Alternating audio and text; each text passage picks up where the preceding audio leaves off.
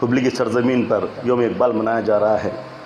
मैं सबसे पहले इस विजडम एजुकेशनल सर्विसेज के बानी और रहनुमा को मुबारकबाद पेश करता हूँ कि उन्होंने इस जलसे का इनेकाद किया।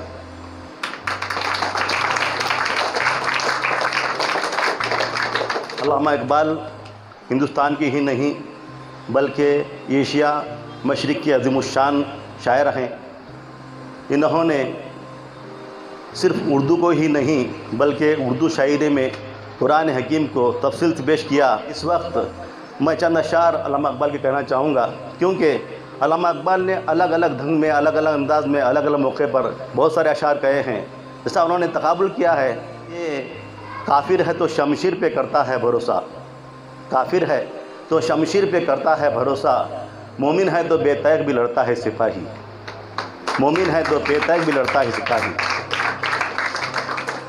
काफिर है, काफिर की ये पहचान आफाक में गुम है, काफिर की ये पहचान के आफाक में गुम है, मोमिन की ये पहचान के गुम इसमें है आफाक।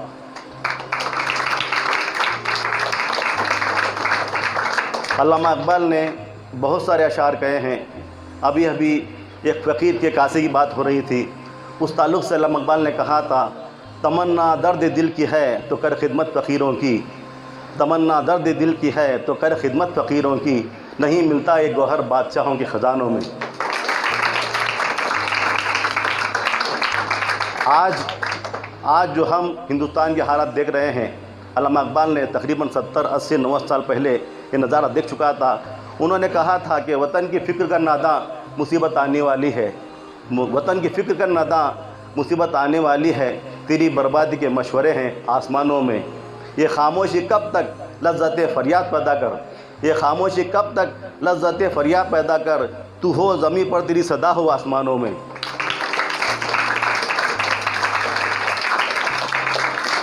इल्म और इश्क के तकाबुल के लिए अल्लामा इकबाल ने यूँ कहा है, मैं अलग अलग ढंग से अलग अलग अशार कह रहा हूँ कि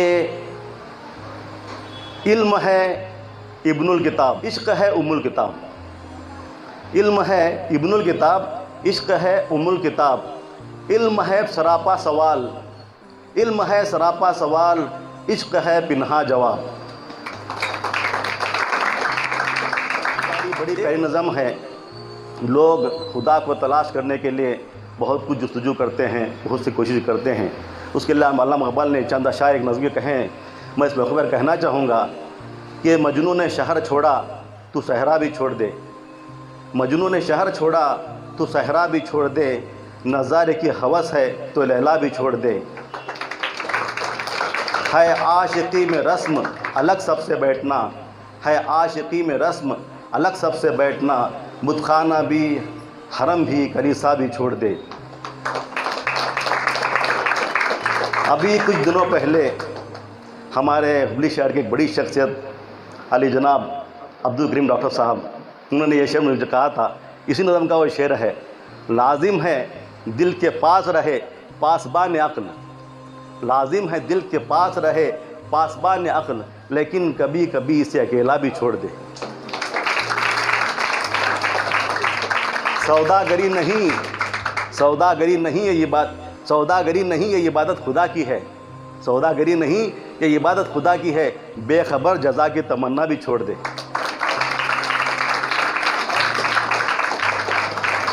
खुदी पर अल्लामा इकबाल के बहुत सारे अशार हैं और अल्लामा इकबाल खुदी को बहुत ज़्यादा अहमियत दिया करते थे। उन्होंने अपने अशार में बहुत सारी जगह खुदी को बाखुदी बात की है, जैसा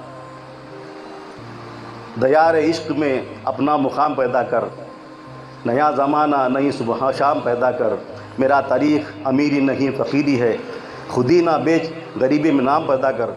और जगह फरमाते हैं कि फ़कत निगाह से होता है फ़ैसला दिल का, फ़कत निगाह से होता है फ़ैसला दिल का, न हो निगाह में शौक़ी तो दिल बरी क्या है।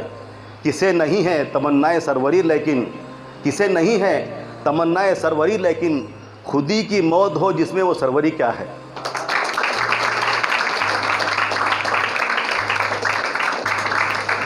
दोस्तों, शायर मशरिक़ अल्लामा इकबाल एक बहुत बड़े मुफक्किर इस्लाम थे।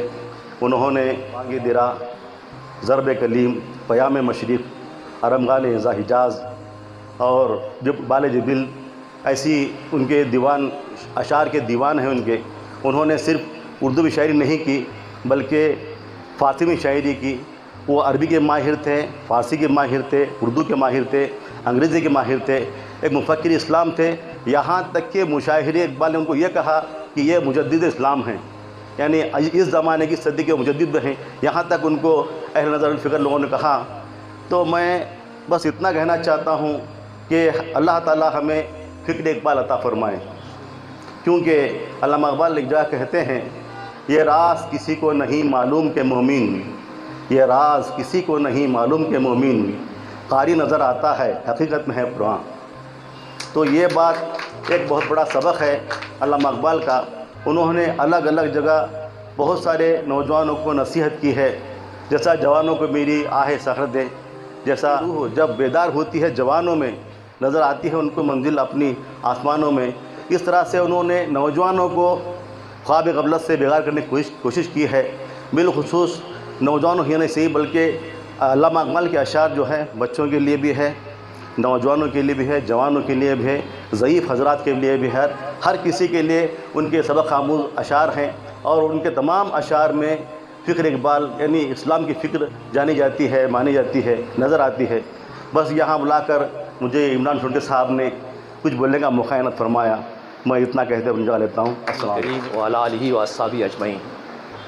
محترم صدر جلسہ، شہ نشین پر تشریف فرما معززین شہر ابلی، عزیز طلباء و طالبات وزڈم انسٹیٹیوشن، اور اس محفل کے کنوینر جناب عمران سبکے صاحب، السلام علیکم ورحمۃ اللہ وبرکاتہ.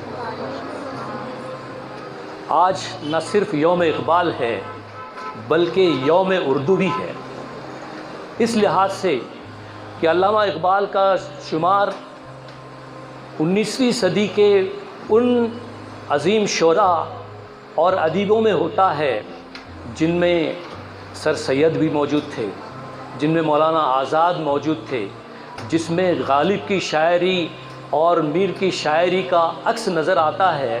ایسے شعراء اور حضرت داغ کے تلمس یعنی علامہ اقبال نے اردو اور شاعری کو جو نیا رخ اور جو نئی جہت دی ہے شاید دنیا میں کسی نے دی ہو. علامہ اقبال کو ہم بحیثیت شاعر ہی جانتے نہیں ہیں بلکہ بحیثیت فلسفی، مفکر اور دنیا کو ایک سبق دینے والے بہت بڑے جید عالم کی طور پر جانتے ہیں. علامہ اقبال نے ادب کو صرف ادب برائے ادب نہیں رکھا بلکہ ادب برائے زندگی کے طور پر پیش کیا، اور اس کے لیے انہوں نے قرآن، حدیث اور سنت میں غوطہ لگایا اور گوہر آیاب لے کر عوام کے سامنے بزبان اردو اپنی فلسفی اور اپنے خیالات کو پیش کیا. یہ عظیم شخصیت ایسی ہے کہ جس سے جرمن اور انگلینڈ کے بڑے بڑے فلاسفر متاثر ہوئے. خود علامہ اقبال کے جو استاد تھے پروفیسر ارنالڈ، انہوں نے ایکچولی ان کو موٹیویٹ کیا کہ وہ انگلینڈ جا کر فلسفے کی تعلیم حاصل کریں، اور پھر علامہ اقبال کو یہ بھی سجیشن دیا کہ اگر فلسفے میں آپ کو مہارت حاصل کرنی ہے تو جرمنی بھی ضرور ذکر کریں. تو علامہ نے یہ کیا کہ انگلینڈ میں آپ نے تعلیم تو حاصل کی مگر جرمنی سے فلسفے میں پی ایچ ڈی کیا، اور پھر واپس انگلینڈ آئے، وہاں سے بیرسٹری کا امتحان پاس کیا، پھر 1905 میں ہندوستان آئے اور یہاں پر وکالت شروع کی. وکالت شروع کرنے سے پہلے علامہ اقبال لاہور کے کالج میں لیکچرر تھے. اس وقت ان کی تنخواہ 300 بتائی جاتی ہے. جب وہ وکالت اور بیرسٹری کا پیشہ انہوں نے اختیار کیا تو ان کی تنخواہ تو نہیں تھی مگر پر ڈے فیس 300 روپے ان کو ملتی تھی. تو یہ اللہ کا بہت بڑا کرم تھا ان پر. اس کے باوجود پروفیسر ارنالڈ اور دوسروں کی ایما پر علامہ اقبال نے عارضی طور پر پھر سے لاہور میں فلسفہ پڑھانا شروع کیا. یہ ان کی قربانی تھی. علامہ اقبال ایک عملی مسلمان تھے. ابھی میرے پیشرو مقررین نے آپ کو ان کے کچھ واقعات بتائے ہیں. آپ نے نہ صرف شاعری کے ذریعے اسلامی پیغام کو عام کیا بلکہ خود اپنی عملی زندگی میں بھی آپ نے اسلام پر پوری طرح عمل کیا. آپ کے کھانے کے متعلق آتا ہے کہ آپ صرف ایک روٹی اور شوروا اتنا ہی کھاتے تھے. اتنی کم مقدار میں ان کی غذا تھی. تہجد میں باقاعدہ اٹھتے تھے اور نمازوں کی پابندی تو چھوڑیے، میں کیا کہہ سکتا ہوں. یہ نہ صرف عابد تھے بلکہ ایک مجتہد بھی تھے اور ایک خود صوفی منش تھے. تو یہ تمام خوبیاں ایک ہی انسان میں نہیں مل سکتی. لہٰذا یہ عمل اور فکر کا یہ نتیجہ تھا کہ آپ کے زبان سے، آپ کے قلم سے نہ صرف خودی کا فلسفہ، نہ صرف مرد مومن کی نشاندہی، بلکہ عشق خداوندی اور پھر ایک عالمگیر پیغام آپ کی زبان سے. محکم عمل پہم، محبت فاتح عالم، جہاد زندگانی میں یہ ہے مردوں کی شمشیریں. اور آخر میں میرے عزیز دوست اقبال مرحوم کو میں یاد کرنا چاہوں گا کہ اقبال حبلی کے ایسے شخص تھے جن کو 75% اقبال کی شاعری یاد ہوا ہے کہ ہمارے نوجوانوں میں، طلباء اور طالبات میں اقبال پر اسٹڈی کرنے کی اور توفیق عطا فرمائے اور ان کے ہدایات پر عمل کرنے کی توفیق عطا فرمائے. وآخر الدعوانا ان الحمدللہ رب العالمین. میں عمران صاحب کو کچھ بہت مبارکباد دینا چاہوں گا کہ انہوں نے اسٹوڈنٹ کو گیدر کیا. یہ قابل تعریف ہے اور ان کو مبارکباد کے قابل ہے. عام لوگوں کو جمانا. آج جو ہے آپ نے 50 خاندانوں کو بیدار کرنے کی کوشش کی. یہاں پہ میرے خیال سے 50-60 بچے ہیں. 50 خاندانوں کو بیدار کرنے کی کوشش کی. کہ آخری شعر کی محمد سے وفا تو نے تو ہم تیرے. ہماری وفا جو ہے ہمارے آقا صلی اللہ علیہ وسلم سے ہونا، وہاں ہماری غداری نہ ہونا. یا جہاں چیز ہی کیا لوح و قلم تیرے ہے. وآخر الدعوانا الحمدللہ. السلام علیکم. اقبال ڈے یا یوم عالمی اردو ہمیں پیغام دینا ہے کہ علامہ اقبال کے تمام پہلو جو پوشیدہ ہیں وہ عوام کے سامنے اجاگر کریں اور ہماری تہذیب، تمدن، ثقافت اور خاص کر رسم الخط اسے ہمیں بچا کر رکھنا ہے. اردو رسم الخط یہ ہماری زبان کی جان ہے. اس کی ہمیں حفاظت کرنا ہے اور ہمارے آنے والی نسلوں کو منتقل کرنا ہے.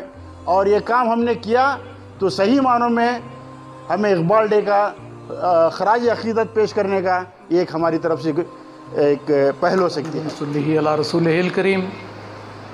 بسم اللہ الرحمن الرحیم.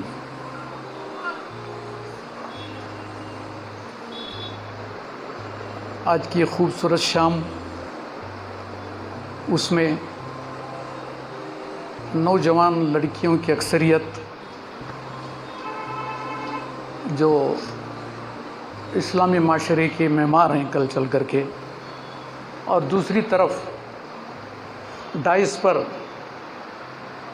شہر حبلی کے باشعور مفکرین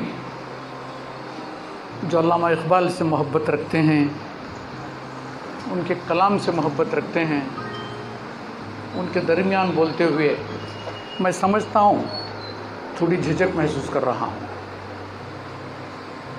حقیقت یہ ہے کہ 4 لوگوں کے جو دنیا میں سب سے زیادہ پڑھے جانے والے لوگ ہیں جن کے نام لیے گئے، اس میں براہ راست 3 شخصیتوں سے میرا بچپن سے تعلق رہا ہے، جوانی سے نہیں. جس میں امام غزالی ہیں، مولانا روم ہیں اور علامہ اقبال ہیں. میں بچپن میں تو نہیں پڑھا علامہ اقبال کو، میں جانتا بھی نہیں تھا کہ علامہ اقبال کون ہے. البتہ ایام جوانی میں قدم رکھنے کے بعد، حبلی کے لوگوں سے تعلق کے بعد، نہرو کالج میں داخلے کے بعد، حبلی کے مسلمانوں سے میرے روابط کے بعد، میں سوچا کہ مجھے علامہ اقبال کو بھی کچھ پڑھنا چاہیے. ورنہ علامہ اقبال کے روحانی استاد مولانا روم سے میرا بچپن سے تعلق رہا ہے، جیسے خالد نے بیان کیا. مولانا رومی کی شاعری جسے علامہ اقبال اپنے روحانی استاد مانتے تھے، میں سمجھتا ہوں دنیا کی عظیم ترین شخصیت.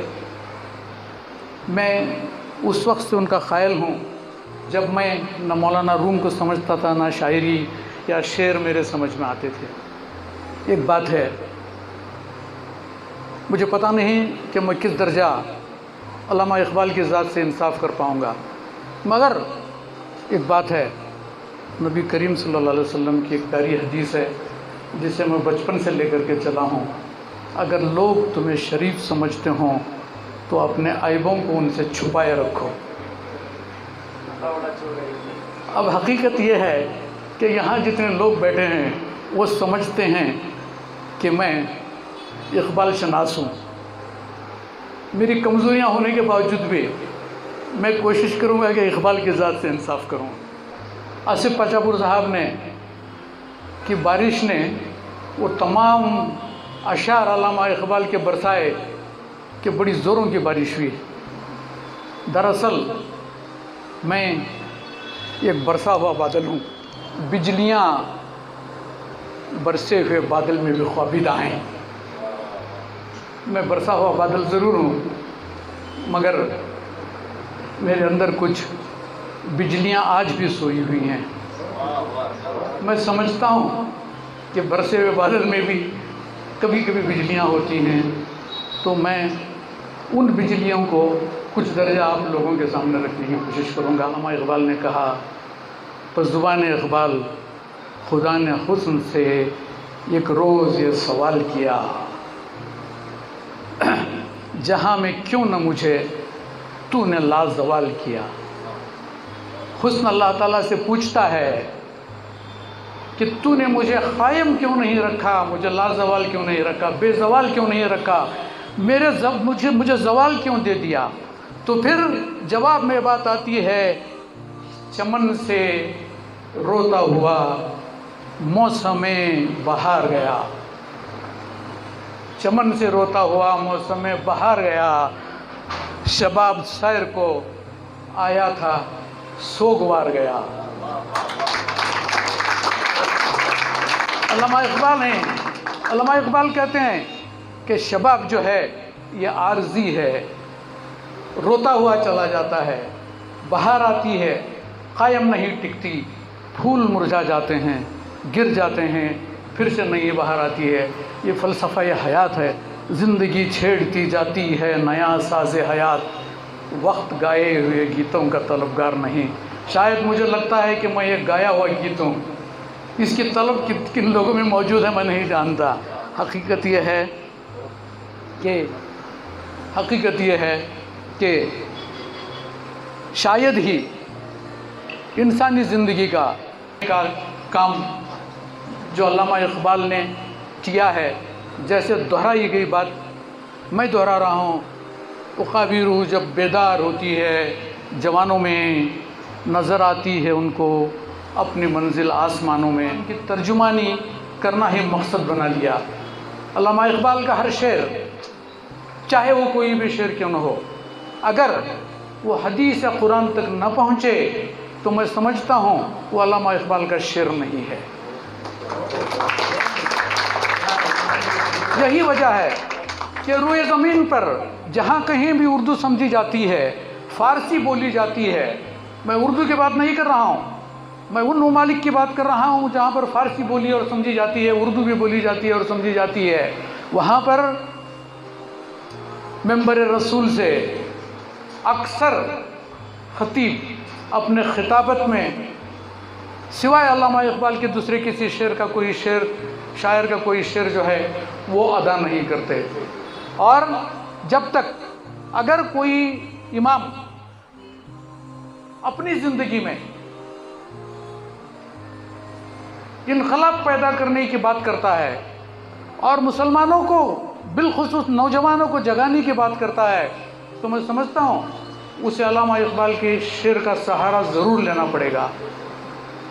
तो शायद ही कोई इमाम ऐसा है, मेंबर रसूल तमाम मसाजिद पूरे दुनिया में ऐसे हैं जहाँ पर मैं समझता हूँ कोई इमाम ऐसा नहीं है जिसने अल्लामा इकबाल के किसी शेर को न दोहराया हो।